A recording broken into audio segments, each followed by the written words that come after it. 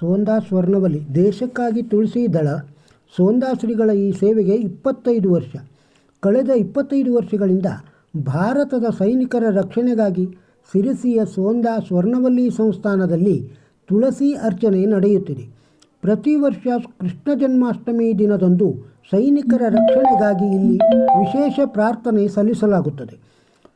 1999ರ ಸಾಲಿನಲ್ಲಿ ಕಾರ್ಗಿಲ್ ಯುದ್ಧ ನಡೆಯುತ್ತಿದ್ದಾಗ ಸ್ವರ್ಣವಲ್ಲಿ ಮಹಾಸಂಸ್ಥಾನದ ಗಂಗಾಧರೇಂದ್ರ ಸರಸ್ವತಿ ಸ್ವಾಮಿಗಳು ಭಾರತೀಯ ಸೈನಿಕರ ರಕ್ಷಣೆಗಾಗಿ ವಿಶೇಷ ತುಳಸಿ ಅರ್ಚನೆ ಮಾಡಿದರು.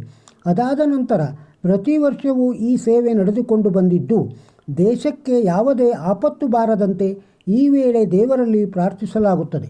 ಅಂದಿನಿಂದ ಇಂದಿನವರೆಗೂ ಸ್ವತಃ ಶ್ರೀಗಳೇ ಈ ತುಳಸಿ ಪೂಜೆ ಮಾಡುತ್ತಾ ಬಂದಿದ್ದಾರೆ. ಕಾರ್ಗಿಲ್ ಯುದ್ಧಕ್ಕೆ 25ನೇ ವರ್ಷ ತುಂಬುತ್ತಿರುವ ಈ ವೇಳೆ ಈ ವರ್ಷದ ತುಳಸಿ ಅರ್ಚನೆ ವಿಶೇಷವೆನಿಸಿದೆ.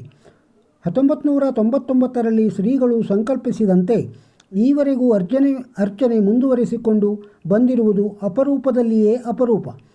ಪ್ರತಿ ವರ್ಷ ನಿಗದಿತ ದಿನ, ನಿಗದಿತ ಸ್ಥಳ ಹಾಗೂ ನಿಗದಿತ ಸಮಯದಲ್ಲಿ ವಿಶೇಷ ಅರ್ಚನೆ ನಡೆಯುತ್ತಿರುವುದು ಸೋಂದಾ ಸ್ವರ್ಣವಲ್ಲಿ ಮಹಾಸಂಸ್ಥಾನದಲ್ಲಿ ಮಾತ್ರ. ಈ ವಿಷಯ ಭಾರತೀಯ ಸೇನೆಗೆ ಅರಿವಿದೆಯೋ ಇಲ್ಲವೋ ಗೊತ್ತಿಲ್ಲ.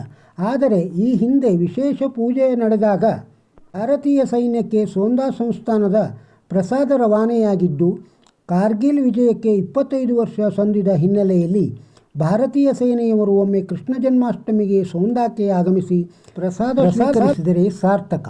ಆಗ ಈ 25 ವರ್ಷಗಳ ಕಾಲ ಸೈನಿಕರ ಹೆಸರಿನಲ್ಲಿ ನಡೆದ ಅರ್ಚನೆಗೂ ಕೃತಜ್ಞತೆ ಸಲ್ಲಿಸಿದ ಹಾಗಾಗುತ್ತದೆ. ಈ ವಿಡಿಯೋದಲ್ಲಿರುವ ಮಾಹಿತಿ ನಿಮಗೆ ಸರಿ ಅನಿಸಿದರೆ ಒಂದು ಲೈಕ್ ಕೊಡಿ. ಇದನ್ನು ಬೇರೆಯವರಿಗೂ ಶೇರ್ ಮಾಡಿ.